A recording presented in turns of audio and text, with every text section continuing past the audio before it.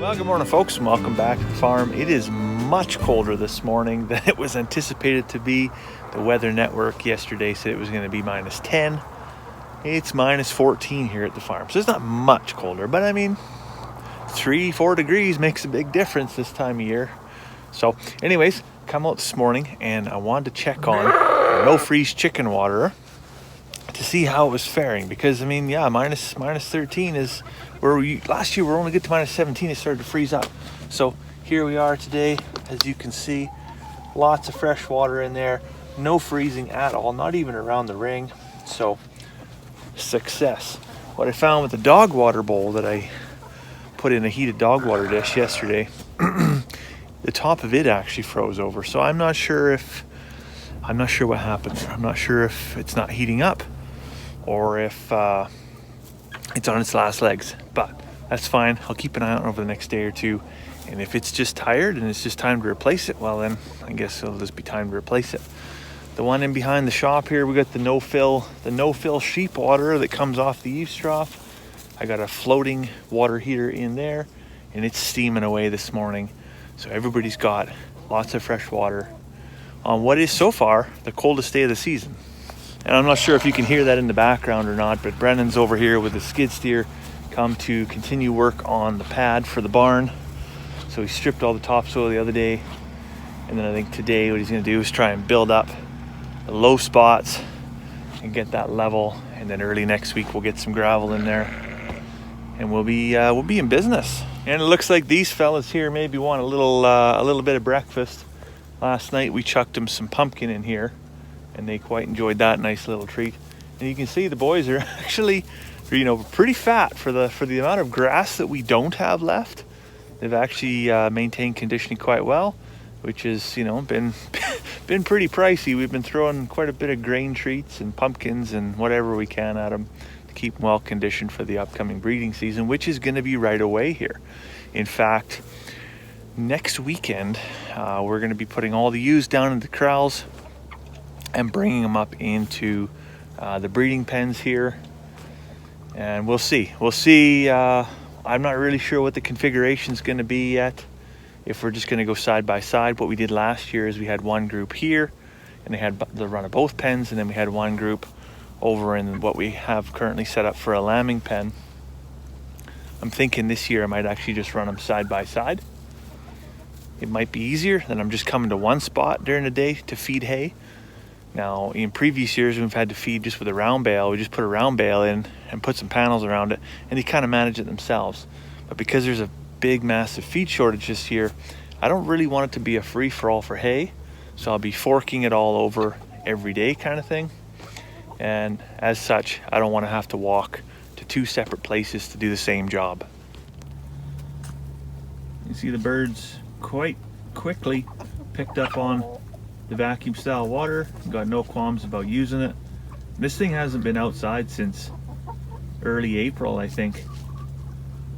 So this is going to be our savior for the next few months, and hopefully the weather isn't too terrible and it can stay outside.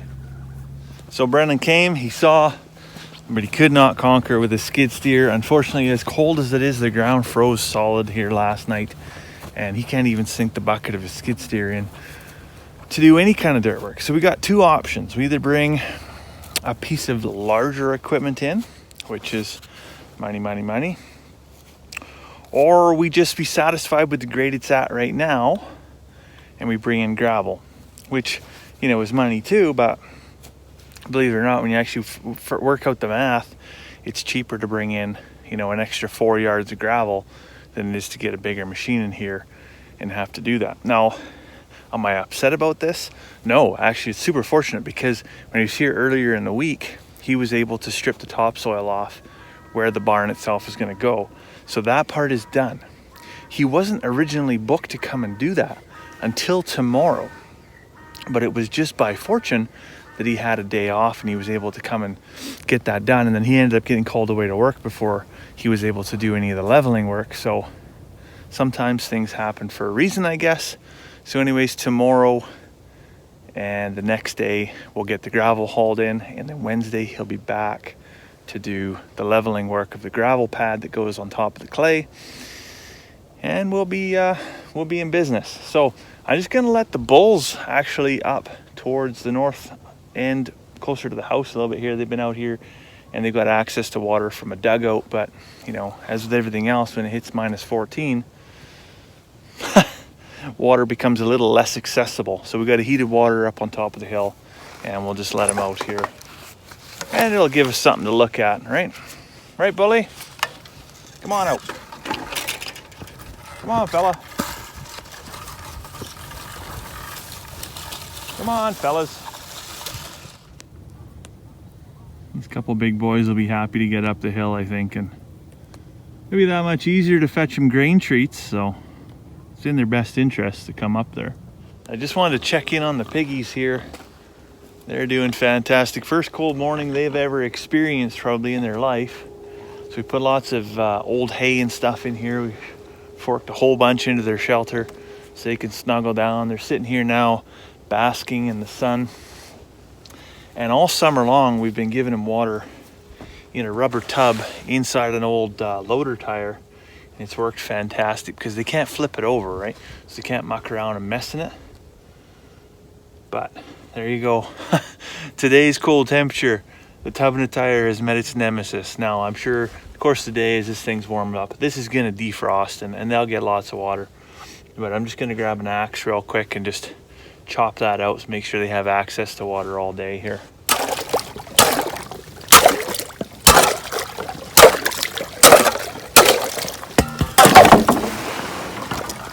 Funny looking axe, I know, but that's what I had handy. Get those big chunks out of there.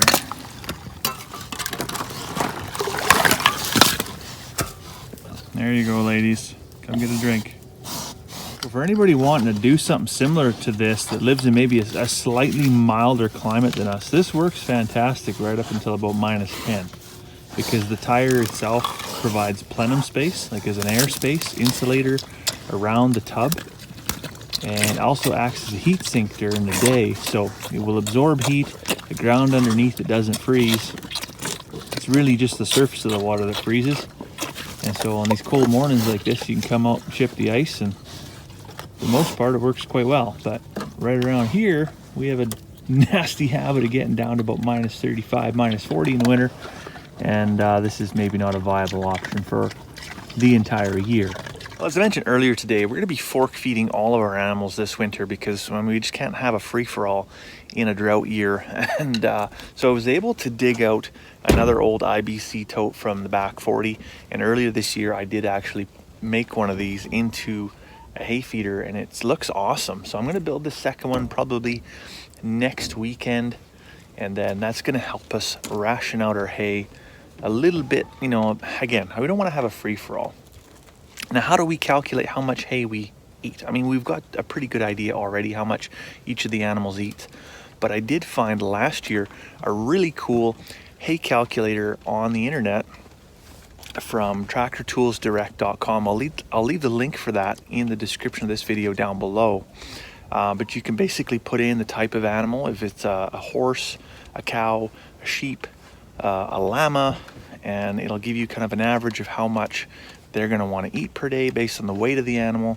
And then you can just input how many feeding days you have per year. So here in northern Alberta, we have about 180, 185 feeding days per year, which, yes, that's 6 months of the year.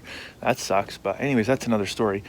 And then it's going to give you a total amount of hay in pounds that you need to have on hand.